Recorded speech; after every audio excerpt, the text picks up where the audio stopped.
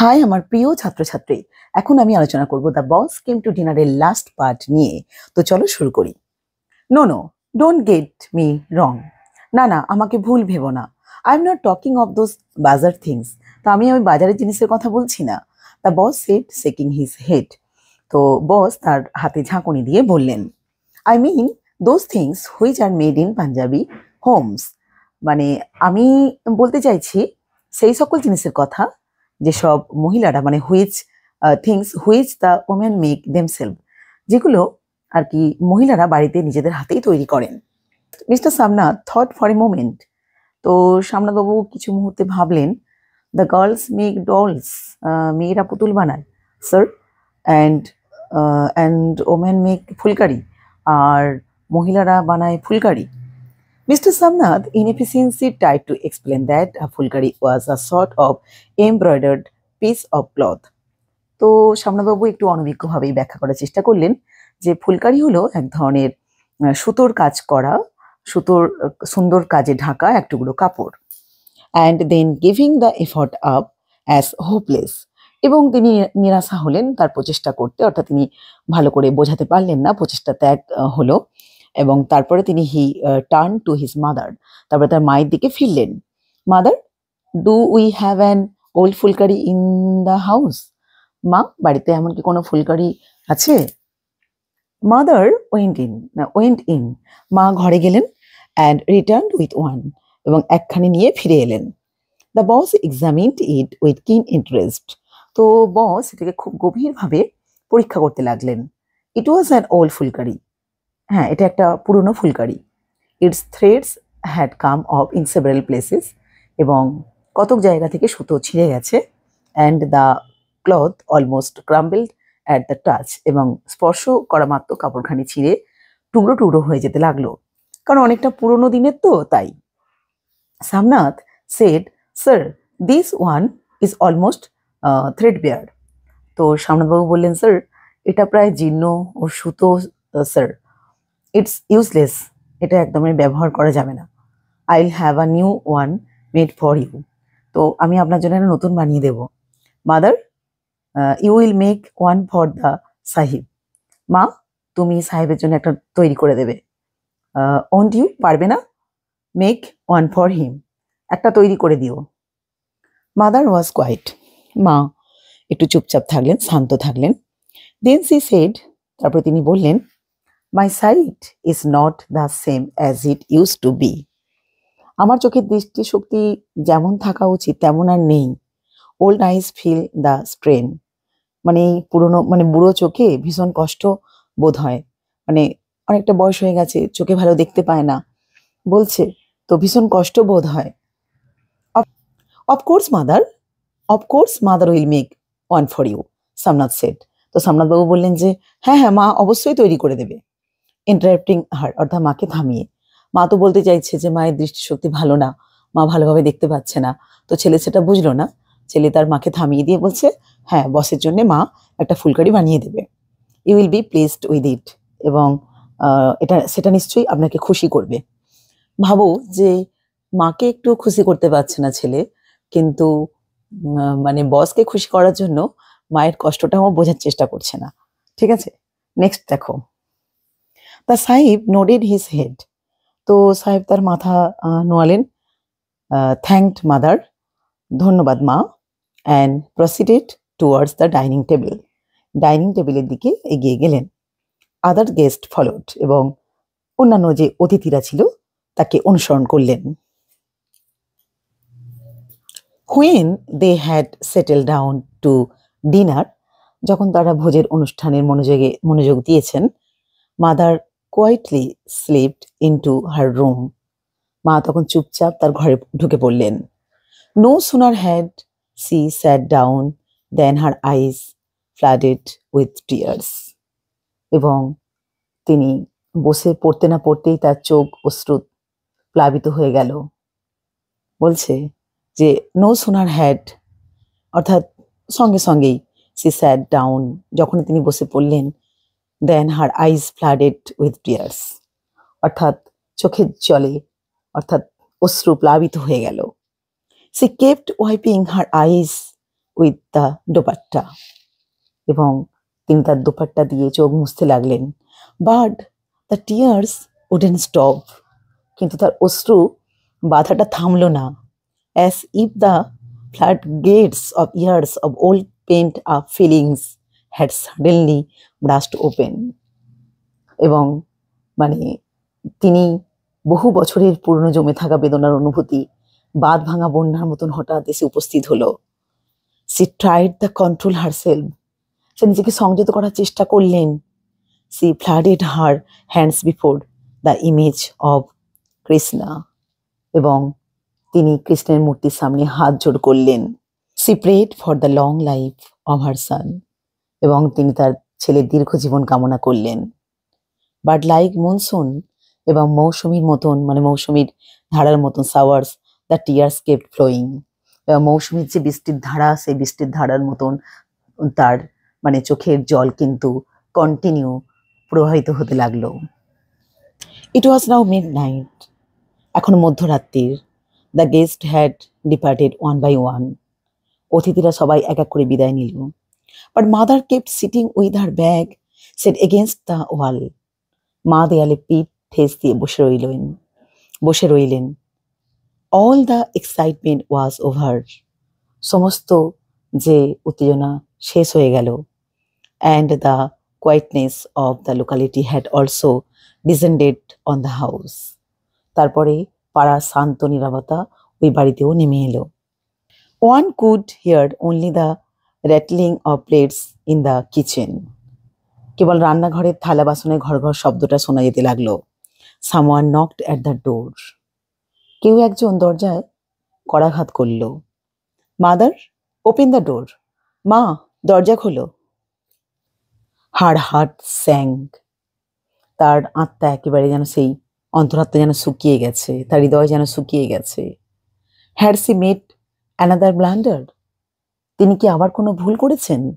C was always making mistakes, তিনি সর্বদাই ভুল করে চলেছেন। Oh why had she dozed off in the verandah, কেন যে তিনি ওই বারান্দায় তন্দ্রাচ্ছন্ন হয়ে পড়লেন? Had her son not forgiven her for it, তার ছেলে কি এই জন্য তাকে ক্ষমা করবে? সি ওপেন দ্য ডোর, তিনি দরজাটা খুলে দিলেন। উইথ ট্রেমলিং হ্যান্ডস, মানে কম্পিত হাতে দরজাটা খুলে দিলেন। মানে ভাবো, একটা সন্তান তার মাকে ডাকছে, আর মা দরজা খুলতে গিয়েও কতটা ইতস্তত বোধ করছে, তার হাতটা কাঁপছে, সবসময় ভয়ে ভয়ে আছে ছেলে তাকে আবার কি না কি বলবে। সামনাথ হাগড হার ওয়াইল্ডলি, তো সামনাথ তাকে পাগলের মতন বুকে জড়িয়ে ধরলেন। আম্মি বলে, you have done wonders today, আজ তুমি দারুণ কৃতিত্ব দেখিয়েছ। The sahib was so pleased with you Ammi, my good আম্মি, বলছে তোমার উপরে সাহিব ভারী খুশি হয়েছেন আম্মি, আমার ভালো আম্মি। Her frail body looked even more small against Somnath's heavy frame, তো তার দুর্বল দেহ সামনাথের বিশাল দেহের কাছে আরো ছোট, আরো ক্ষুদ্রতর দেখালো। টিয়ার্স কেম টু হার আইজ, এবং তার চোখে জল এসে পড়ল। ওয়াইপিং দেম সি সেড সান, চোখের জল মুছে তিনি বললেন, বাবা সেন্ড মি টু হরিদ্বার, তুমি আমাকে হরিদ্বারে পাঠিয়ে দাও। I have been asking you for a long time, আমি তোমায় দীর্ঘদিন ধরে বলে আসছি। সামনাথ ফেস ডার্কেন্ড, সামনাথের মুখ অন্ধকারে ছেয়ে গেল। He let go of her, তিনি তার মাকে ছেড়ে দিলেন। হোয়াট ডিড ইউ সে, মানে কি বললে তুমি? মাদার, মা, এগেন দ্য সেম থিংস, আবার তুমি ওই একই কথা বলছো। হি ওয়াজ গেটিং অ্যাংরিয়ার, তিনি আবার আরো বেশি রেগে উঠলেন। So you want to discredit me before others, so that they will say that the son cannot give shelter even to his own mother, তুমি অন্যদের কাছে আমাকে অপমানিত করতে চাও? সবাই তো বলবে না যে ছেলেটা নিজের মাকে পর্যন্ত আশ্রয় দিতে পারে না। দেখো, মায়ের প্রতি তো ভালোবাসা তো নেই, মায়ের প্রতি কোনো তো ভালোবাসা ঠিক সেভাবে নেই। আবার এটাও বোঝে যে লোকে কি বলবে, ঠিক আছে, যে তাকে যদি মানে শেল্টার দিতে পারছে কি পাচ্ছে না, আবার 5টা লোকে তো কথা বলবে, সেটাও কিন্তু ভাবছে কিন্তু। No son, don't misunderstand me. না বাবা, আমাকে তুমি ভুল বোঝো না। You live with your wife in joy and comfort. তুমি তোমার স্ত্রীকে নিয়ে আনন্দে স্বাচ্ছন্দ্যে থাকো।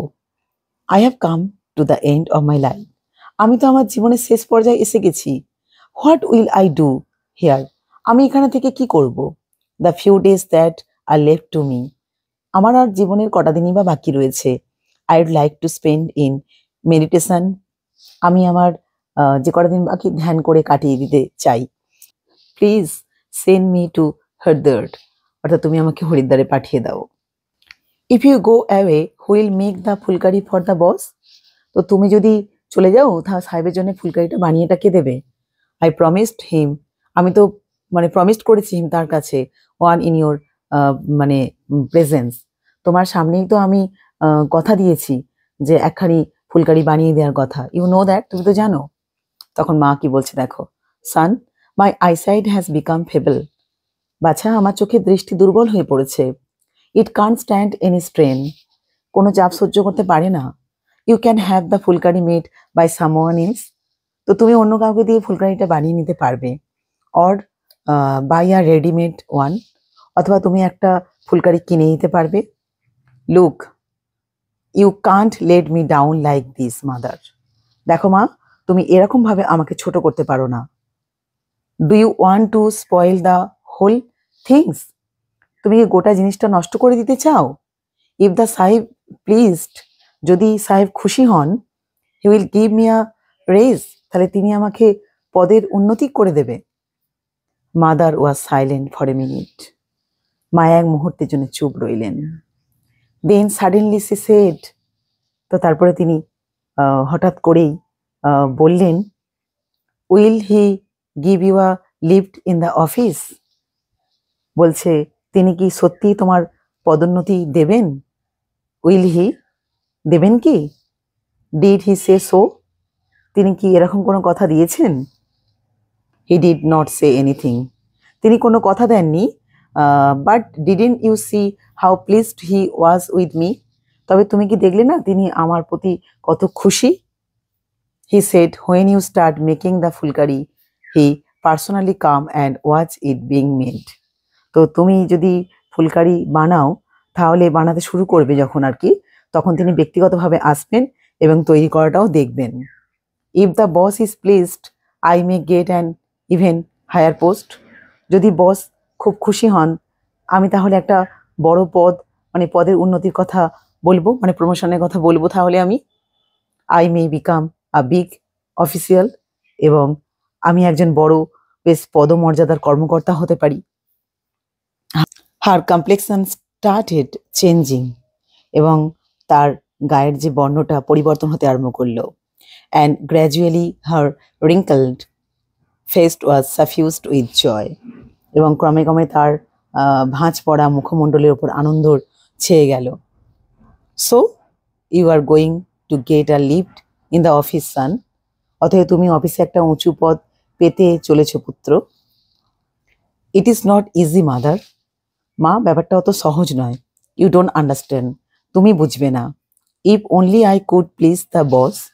আমি মানে যদি আমি বসকে যদি আমি খুশি করতে পারি, দেয়ার আর আদার্স টু, মানে অন্য লোকও তো আছে। All wanting to get promoted, মানে অন্য লোকেরাও তো চাইবে উঁচু পদটা লাভ করতে। It's all a rat race. এখন মানে এসব এখন ইঁদুর দৌড় মা, mother. But I will have a better chance. কিন্তু আমি একটা বেশ বড় সুযোগ পাবো। In that case I will make one up for him. সেক্ষেত্রে আমি তার জন্য একটা ফুলকারি প্রস্তুত করে দেবো। আইল সাম হাউ ম্যানেজ ইট সান। তো আমি দেব যে কোনো প্রকারে হোক ব্যবস্থা করে দেব। পুত্র silently she prayed for her son, এবং নিঃশব্দে তার ছেলের জন্য প্রার্থনা জানালেন। Now go to sleep mother. তো মা এখন ঘুমোতে যাও, mister Somnath said as he turn towards the ডোর।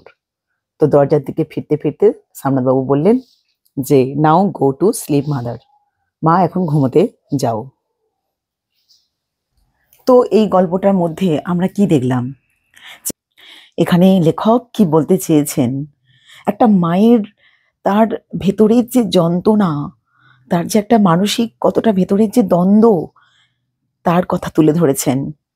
যে ভারতে একটা প্রচলিত রীতি হলো বৃদ্ধ বৃদ্ধারা অপ্রয়োজনীয় অথবা অবাঞ্ছিত এবং ফেলে দেয়া দ্রব্যের মতন ব্যবহার পায়।